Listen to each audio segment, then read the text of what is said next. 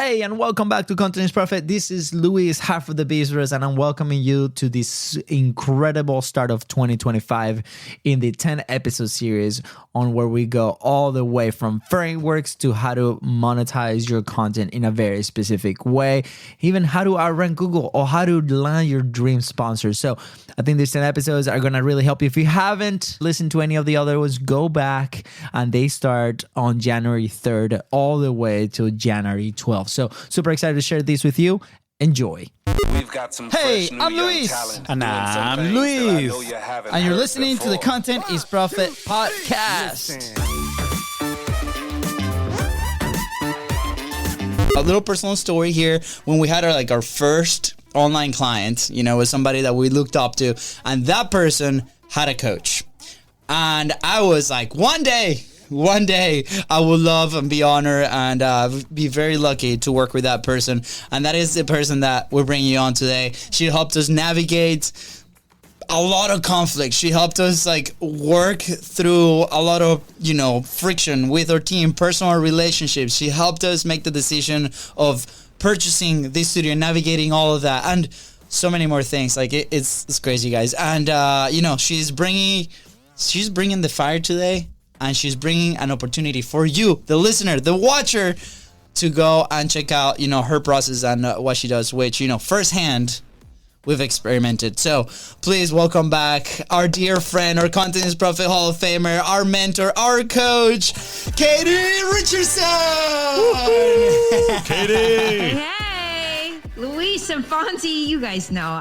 I love being here. I love you guys. I'm a big believer in Content is Profit. I'm a big believer in you guys putting your magic out into the world. And I'm really excited to talk to our audience about how they can do that too. That's right. So thanks for having me. Katie, for those who don't know, working with you has literally changed our life, and we're super grateful. But it's also really hard to get to work with you.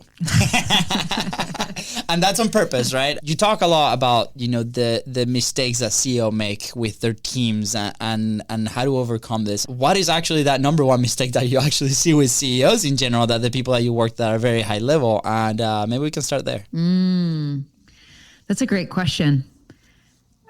Oftentimes when we start a business, it's because we're really passionate about adding value into the world in some way. We see a problem and we're like, hey, I think there's a better way to solve that problem. And so we get excited about hopping in and solving that problem.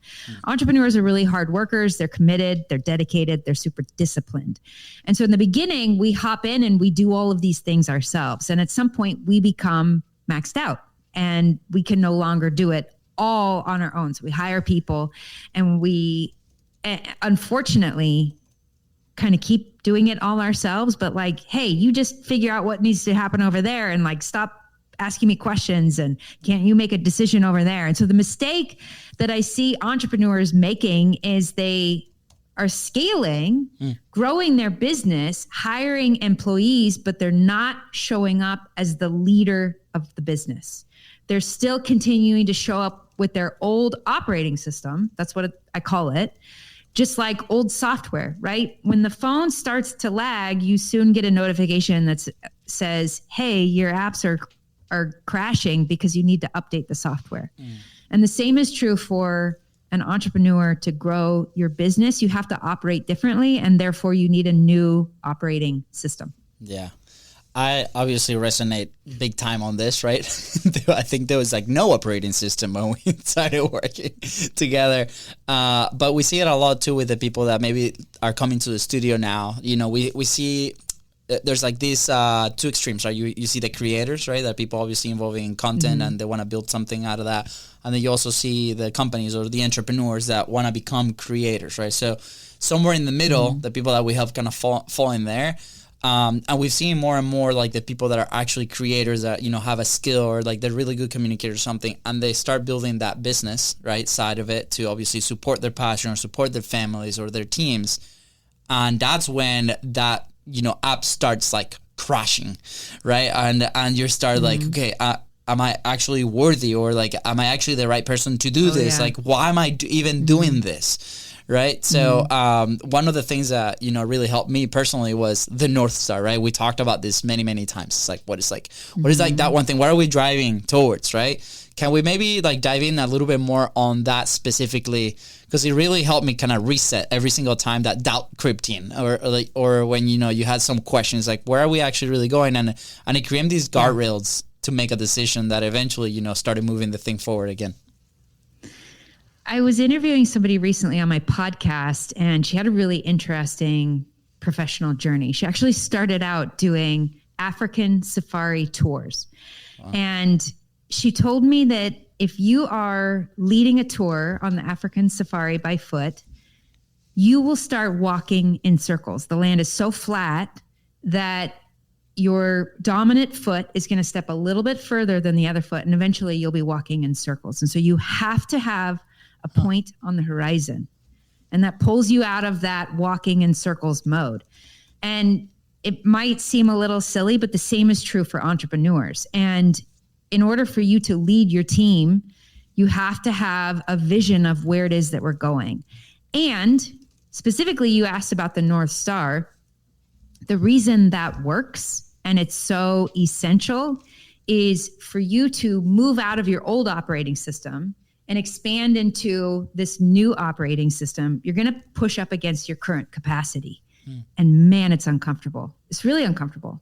And for a whole host of reasons, it's going to be easier to pull back and shrink back and utilize the thinking that you've always utilized, because it feels comfortable and familiar, and then therefore it feels safe. Yeah. And so unless you have something that's really meaningful for you, that pushes you past this pain, because that's what it is. There's pain as you push up against your edges. And, you know, you used this in your professional soccer career, right? You would push up against the edges of your pain, and there were things that you wanted greater that would help you push past the pain and expand into a level of athleticism that maybe previously you hadn't experienced, because there was something that was meaningful for you that helped you do that. And that's the power of a North Star. Is if you don't have that, you'll push up against the edges of your comfort and you'll start to pull back. It's just human nature. Yeah. And so we have to override that. Yeah. I'm curious on what are some of those challenges people might start facing when they start, you know, chasing that North Star outside of their comfort zone. I'm sure it's not just one.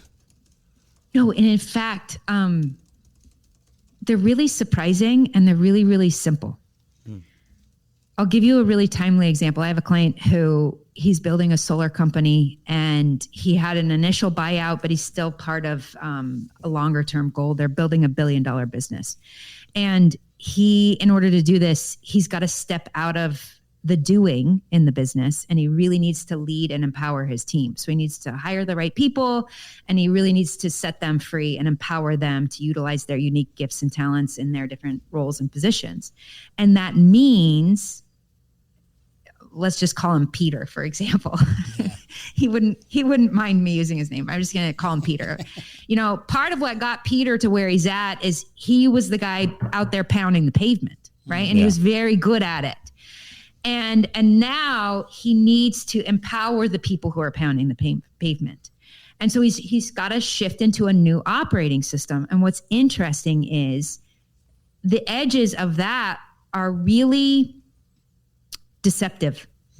And he doesn't see it as painful. And I'll give you a really timely example. So he runs these training meetings, and part of him needing to be in his role and his position is actually he's needed to replace himself in some of these meetings. So he hired somebody, he's been training him, and he told the guy, hey, you need to run these meetings. Well, it's like an hour before the meeting, no notification's gone out, nobody knows about the meeting, nothing's happened.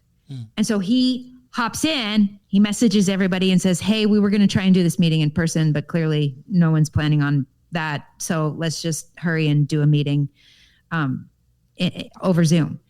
And what happened in that moment is he didn't expand into that leader. He actually disempowered the guy he just hired and took back the responsibility out of, and I asked him, I said, why'd you do that? Well, I felt bad. I hadn't really trained him very well. And it's not like I'm above this. And so there was like this guilt and shame that he was running into. That was the pain that he was running into, Fonzie. Yeah.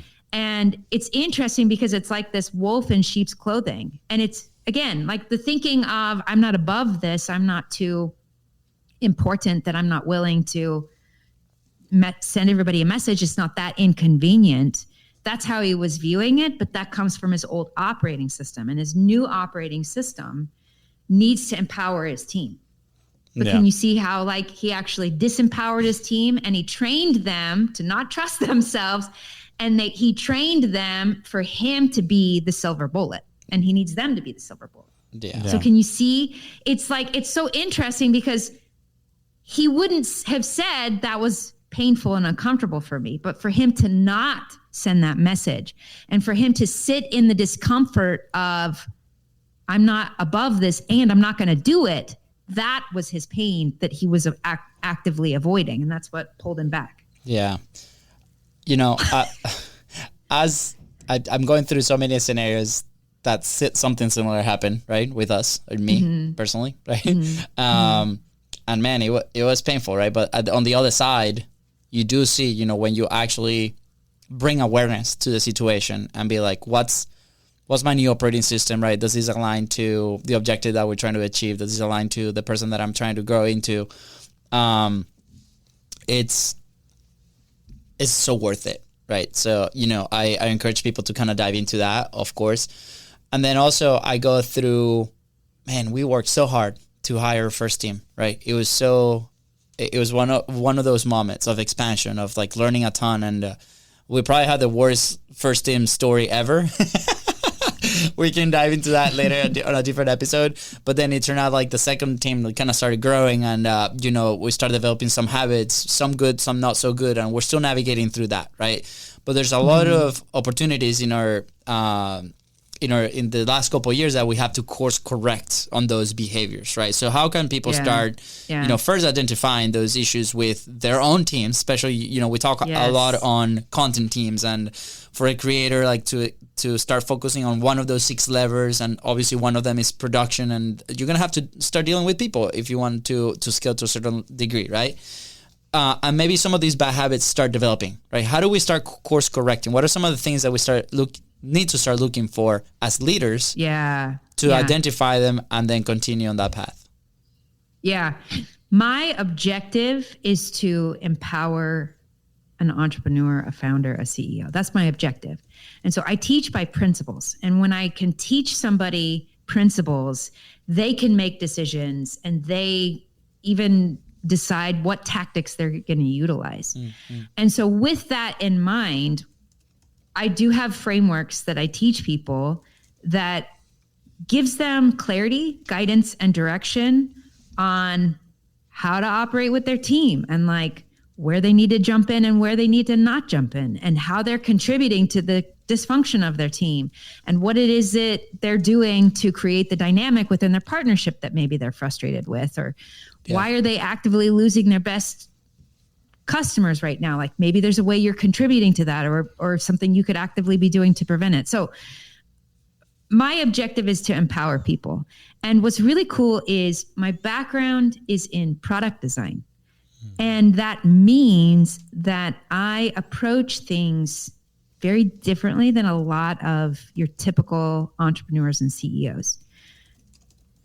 Oftentimes, it's very logical, linear thinking that has helped you build your 6 or 7 figure business. But if you don't know how to also engage another part of your brain, which is more design thinking, then you'll continually get stuck in the linear thinking. So those are like several different pieces that I wanted to share with you. Yeah. With that in mind, I do want to share a framework that I use personally when I'm coaching people that helps me help them find solutions and possibilities and answers. And then also that guides people. So, okay, you know I like visuals. Let's use this visual, shall we? When you're building your business, you have this vision of this dream place that you want to get to, right? And so maybe it's some tropical island, for example, because I live in Puerto Rico. And so you're trying to get to this place, this island, and it's a dream. You've never been there before. Wouldn't it be so cool if we had a podcasting studio and we had team members and, you know, we could take a couple weeks off with our family, right? We have this dream of where it is that we want to go. Yeah. And what happens is you single-handedly ensure through discipline and hard work that you get to this island. And soon you get to the island only to realize, wait a minute, I wanted to get to that island. I thought my dream was this. And almost immediately, and I see this all the time. I saw it with Josh Forty. I saw it with Catherine. It was like, whoa. I mean, yeah, you could say that this is everything that I described that I wanted. And like Catherine specifically, she's coming to mind. She built the business that she wanted, right? It was 7 figures plus. And she was selling one product. But very quickly, it was, the people that I'm attracting are draining me. And my calendar is filled up with conversations that are not interesting to me. I'm getting bored in my business, right?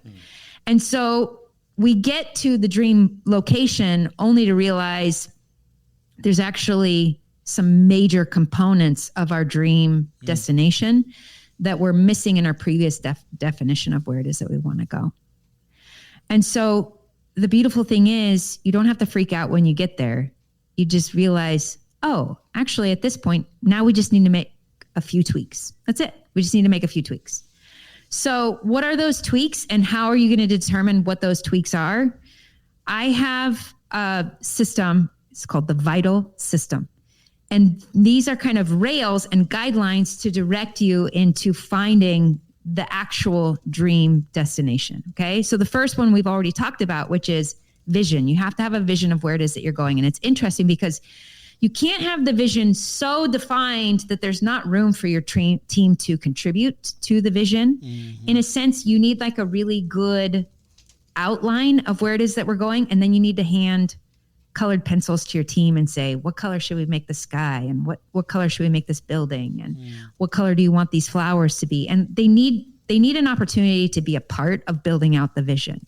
If you try and hand it to them, they won't take on accountability or responsibility for things. And so you'll continually be shouldering that yourself and you'll keep being frustrated. So the first is you need the vision frame. The second is you need to have clear instruction on how you want to get there. And these are things like the North Star, the values, the vehicle of the business. And these are things that you're familiar with, Luis, because we've worked together. Yeah. There's maybe 1,000 ways that you could get to that location. And part of this realization of, oh, that's not actually the dream place that I wanted to get to. Part of it is you have values, things that really matter to you. And so it needs to be the path to getting to your dream destination. It needs to be the path that aligns for you. Yeah. And so we need clarity on what are the values, what's the way in which, how do you want to get there? Not just where do you want to go, but how do you want to get there? Because life is meant to be lived and enjoyed. And it's not about the destination, it's about the journey. So you need those 2 points. Yeah. The third piece of the Vital System is your team. If you're building something significant, you're going to have to build a team to support you in getting there. You can't do it on your own. We certainly try, but that's when we become the bottleneck of our business. And it's super frustrating when everyone's coming to you to make decisions. So how can you not just build out a team, but like really empower them to make decisions that align with the mission, decisions that align with the values of the company, decisions that even tap into their unique talents and abilities as your team member, right? They have skills and abilities and a perspective that you don't have. So how can we develop trust as a team that we're all in the same boat, headed in the same direction? And I'm not going to just hand you the answers to everything. I trust you and I believe in you and I want you to make that decision. Like, that's amazing. And what a cool opportunity. And for me, it's a big part of what lights me up as an entrepreneur is like really encouraging people to trust themselves as your team members, right? And the business becomes a really powerful vehicle for them to develop that. So those are the first 3. What are some thoughts that come to your mind when I talk about vision, instruction, and team? Oh man, so many. One specifically that I think is super fresh for me. You know, I was listening to an episode of Leila Hormazi's show yesterday. I don't know if you guys are familiar with her show, but she's like full on operator, right? And she was talking about an experience where she had to go to work, and the boss was like super encouraging and like all like the best case scenarios, and she's like, she had it so good that she didn't know. Like for her, that was the norm. And then this boss goes to a different place, and she gets this other boss that's complete opposite, right? And she was like really scared to go to work, and she was like crying in the car every morning, right? And you know, to us, I resonated with that story because I've been on her position as well, where I was in a job that I loved my boss. It was really exciting to go to work every single day.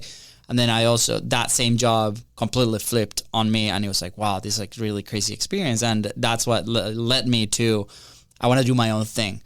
And, you know, now we're sitting in the leadership position, right? And in charge of like that vision, some things. And, you know, sometimes we're so in the business or in the weeds, right? And we did a lot of exercises to kind of pull me away from like the weeds and like trying to see it from a different perspective. And that's what comes to mind as far as like, now from the boss perspective, I want to be, or from the leader, or from like that person, I want to go to an environment that I'm excited to go and work with the people that I'm working with, right? That I'm excited to have a daily huddle with them, that I'm excited to chat what's going on. And in our business, I've experienced that, and I've also experienced like, oh man, I don't really want to go to this call today, or I really want to go talk about, you know, X, Y, Z. And that's what comes to mind. And, you know, it's like, okay, how do I maximize the good moments, right? How do we curate, right? Or facilitate an environment where we can go through that? That's what's coming to mind right now more often than the opposite, right? The opposite is almost an indicator of like, well, that's the path. That's the thing that we have to tackle today, or the thing that we have to talk about today to try to figure out how to solve it. So that's what's in my head right now. I'm like, how can we maximize those moments of like the good moments? Yeah. I mean, the short answer is you have to intentionally create it, right? So these first three things, the vision frame, the instruct frame, the team frame, are awesome and great. And it's a really good start. And they have to do with kind of external things and external circumstances.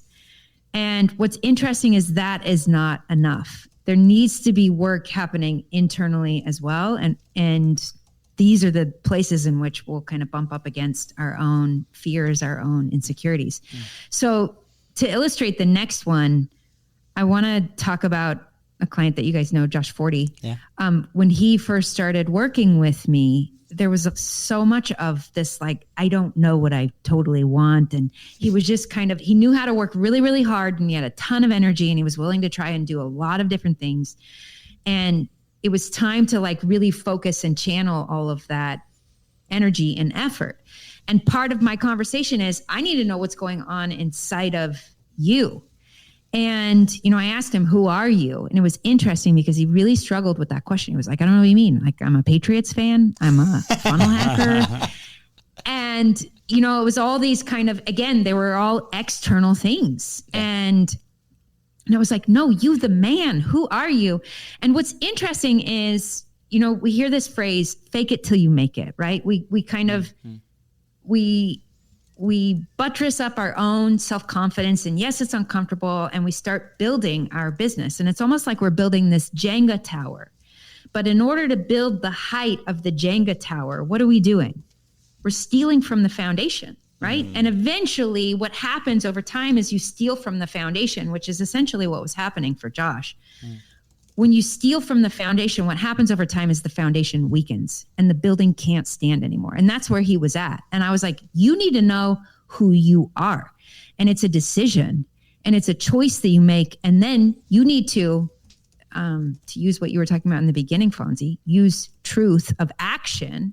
And you need to truly show up as this man in your life. And you need to notice where you're out of alignment with yourself whether it's in your relationships, whether it's with your team members, whether it's even with a customer and client.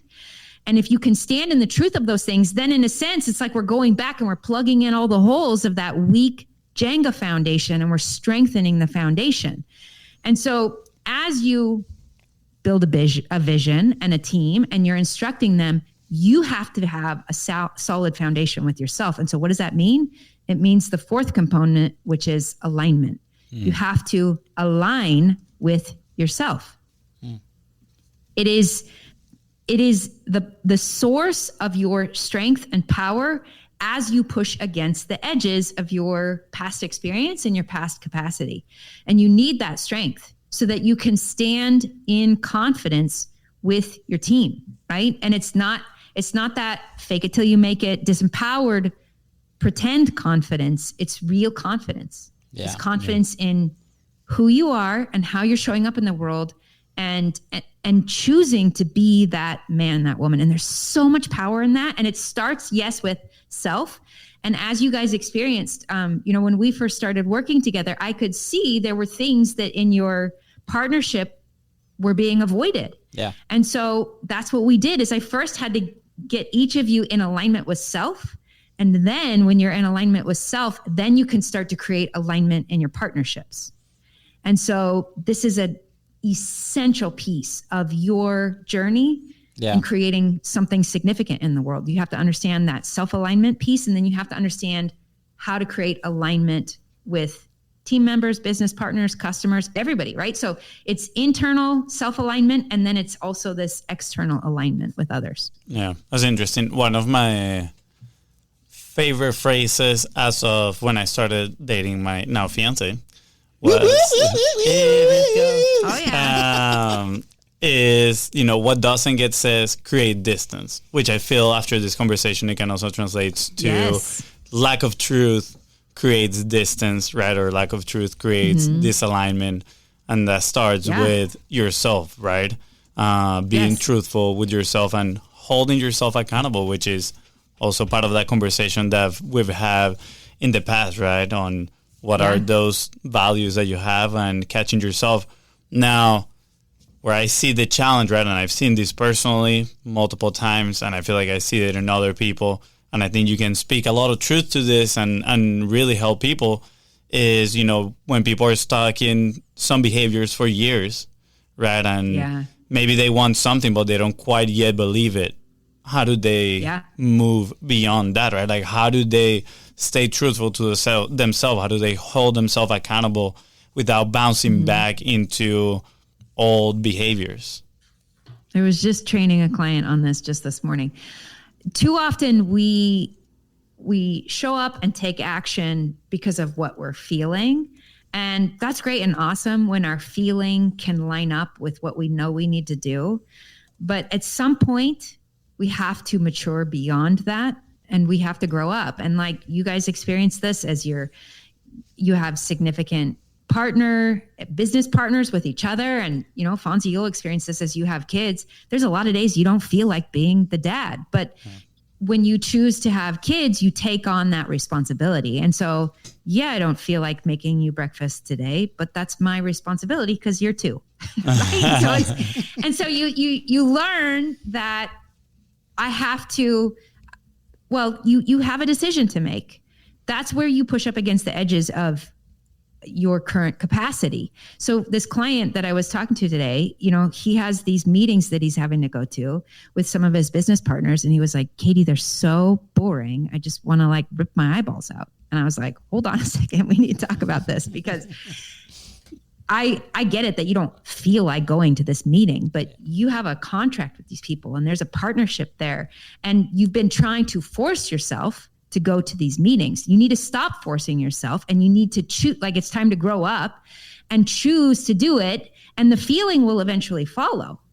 But only doing things because I feel like doing that, that's what 12-year-olds do.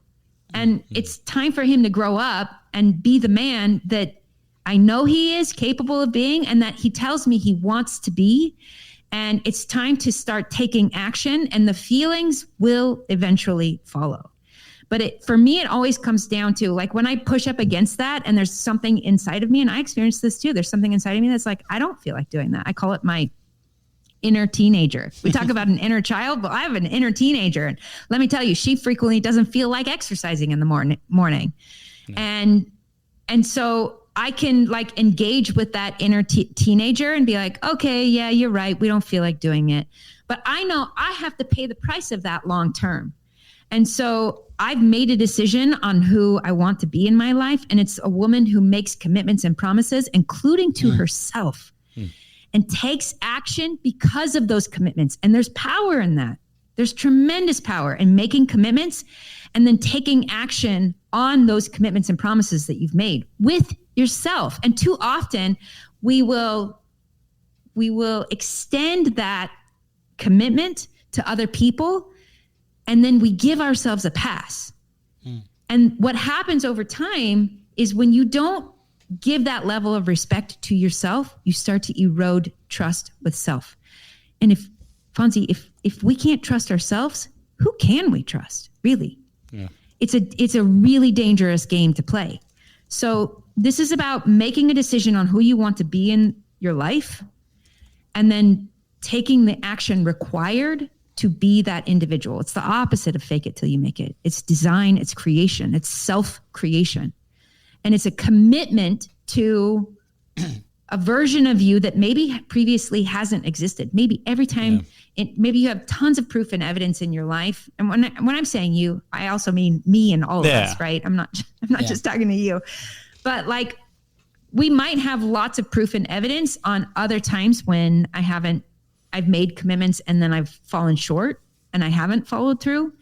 And that's where you have a decision to make every day on, do I want to continue habitually? And that's part of it, is it becomes a habit.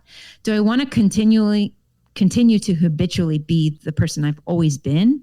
Or do I value growth and expansion? Do I value keeping commitments? And maybe I don't have proof and evidence of me valuing that in the past, but that stops today. Yeah. And I get to be in charge of that. And so I can make a decision starting right now that I'm not going to be that woman anymore. I'm not going to be that man anymore. And I see the chaos that creates in my relationships and my team when I don't keep my commitments. And that's not okay. So I understand that I've made a lot of mistakes in the past. And right now I'm making a decision and I'm cutting myself off from no longer trusting myself. That's not okay for me anymore. And I'm taking action to support that decision. Yeah. So that's the key. So many thoughts through my mind. I know. One on environment, one on like, how do we anchor that? In many of our conversations, obviously, we come from soccer. That's our world, right? So I remember very clearly when we were little, we knew who made it. And we reverse engineer of like that player, for example, and be like, what do they do, right? They train every single day. They take care of their nutrition. They rest. They do X, right? And then there's like a map almost kind of following that. And it's like, this is what it takes, right? And that's a conversation we had with our dad so many, many times, right? But there's like that margin of like, okay, we have to take care of our bodies. We have to eat X amount of, calories so we can sustain the growth and sustain all this stuff, or practice every single day and technique and all that. Now translate that into, I remember a very vivid conversation that you and me had, and you were like, well, who are you now, Luis? And we were like, you're a CEO. You have to start behaving as a CEO. And I was like, well, how does a CEO behave? Right? And he's like, well, we get to create it today. Right. And that was like one of the, I think, most impactful, sessions that I personally had, because it's like, okay, now we get to shape, the future Luis, or the Luis that starts today. And I remember starting to research and listen to, in that specific moment, Christian Horner, who's the CEO of Red Bull Racing, right? It's like, obviously, I love sports and all of that. And I was like, this guy is so productive. This guy has one of the most successful teams out there. And it's not just a team, it's an organization. And they run this and they're effective. And it's like, I want to know how he thinks, right?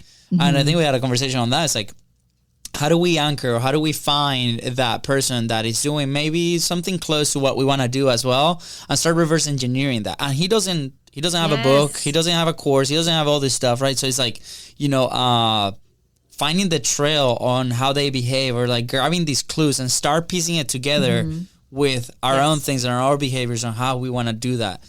And, I always go back to, I need to probably do more of that as I catch myself going to my back, Luis. And one of the big elements, and maybe this helps people listening and watching, was when I was low on energy, I will default to the old Luis.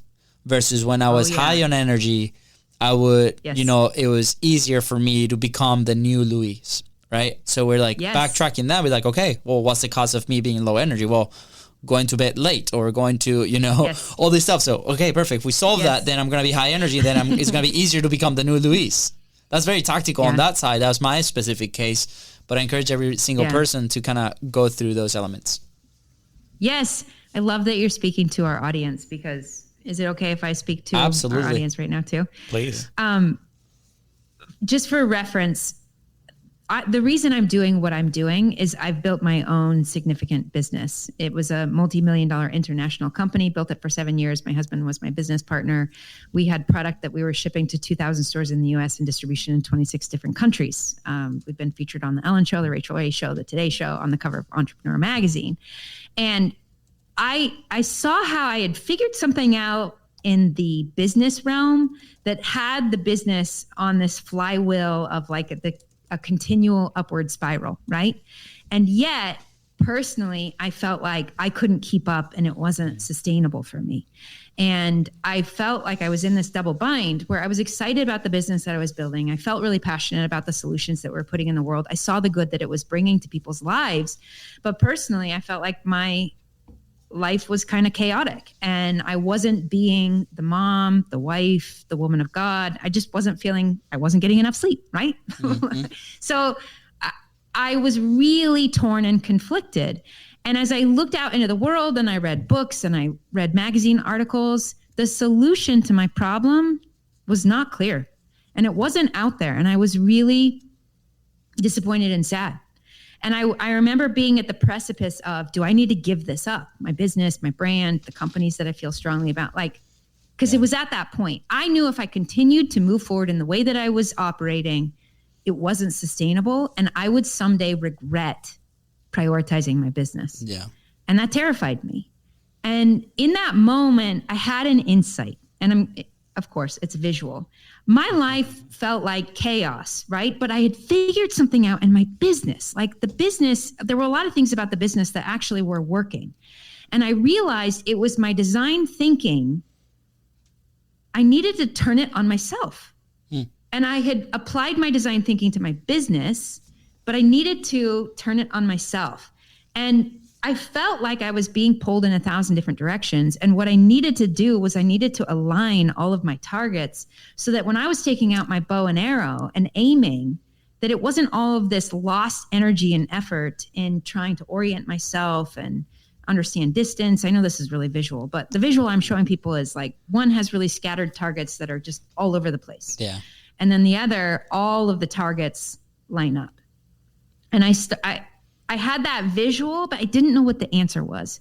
And so what I'm doing for people is for 5 days, I'm going deep on how you create this level of alignment in yourself and in your business so that you don't have to walk down a road that someday you're going to regret.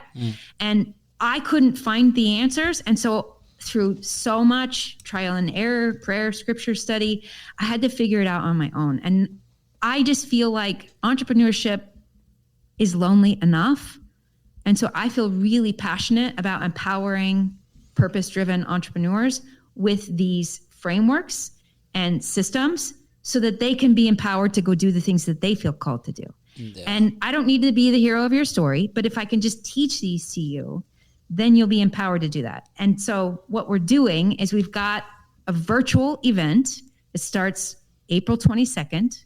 And for 1 hour every day, and I recommend the VIP ticket, which would give you 2 hours a day. I'm going to go deep with you on these things because as both of you have experienced, once you see it, you can't unsee it. And it's like you're looking through a new pair of lenses. And so that's what we're doing at this event. It's called Empire Builders Live. Go to empirebuilderslive.com and you can find out more about it.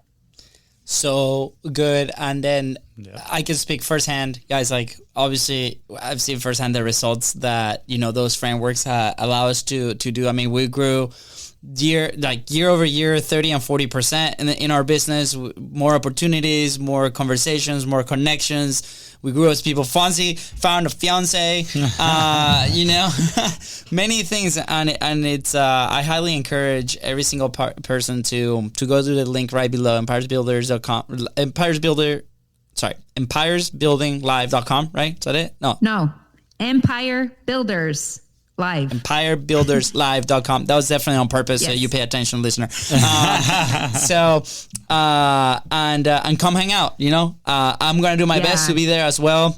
Every second I get to spend with Katie and her frameworks, it's greatly appreciated, and my iPad is full of notes, and hopefully go and execute. So I hope to see you there. One of the earliest phrases I remember from when we started, diving into entrepreneurship and going to events was, your business grows to the extent that you do. And honestly, there's only a very few people that I would point others towards growing themselves, not just like business skill set. Like there's other people that I, trust, and they know a lot of business skill sets, but for growing yourself internally, right? Looking inside, reflecting, and, doing the hard work, there's literally probably like 2 or 3 people that I would point out to, right? That I would recommend. And you're one of them. Like, you're absolutely amazing. I know that you always come from a place of love too. So really appreciate it. And again, you listening right now, it's a great, great opportunity for you to tap into Katie's world and learn, right? And learn what you potentially don't know, which is, there's a lot out there. Yeah. Thank you, Katie. Is there anything else you want to? We're just blind to it, right? We're just blind to it. And so that's the cool thing is, each of these interactions that you and I have had, when I help you see something and suddenly you see it, then you can't unsee it. And now that you see it, you're then empowered to affect it and change it and transform it. Absolutely. And it's just so exciting. So I'm so grateful to you guys that you would have this conversation with me, that you would share me and my systems and processes with your audience. And if people can't tell, I'm really passionate about this. I know too many people personally who are so hardworking and so disciplined that they just kind of keep utilizing their old operating system, that it starts to become self-destructive. Yeah. And that terrifies me. And I see people who are in so much pain, but then they have a high tolerance for pain. So they kind of are in denial. Like, no, I'm good. Everything's good. But I can see it on their face because I've been there and I know it. And if they just understood that there's actually just a few tweaks, that if you made these tweaks, everything would start to fall into place, and you don't have to be alone on this. And you can actually learn a really powerful way of operating with your team. And in that place, it just becomes fun and exciting. And like you were saying earlier, Luis, your business lights you up, and there's no more of that dreading of going in. Am I going to have to talk to these guys? Yeah. Because I've been there before. I know what that's like. And I also know what it's like to evolve that. And the best part is if it shows up, we now are aware of it, and we know the path to make it the decision and realign and continue to, because it's going to continue to happen, right? New situations are going to happen. So thank you for allowing us to, share your message with our Content is Profit community, and hopefully we'll see a ton there. And can't wait. So awesome, this opportunity that you're bringing to us, Katie. Appreciate it. Fonzie, is there anything else you want to, share with us? No, just thank you. Go watch Ted Lasso. It's pretty awesome. Really good messages. And of course, go and join Katie on her journey. She's absolutely amazing. Thank you, Katie. Good, guys. Link right below. With that said, thanks, you guys. Thank you so much for tuning to the Content is Profit podcast. Go ahead and follow the show in your favorite podcasting platform and on social media at BizBrosCo. That is Ryan and Katie here. Help you move one step closer towards your goal. Please don't forget to share this message and leave a 5-star review. See ya. Bye, guys.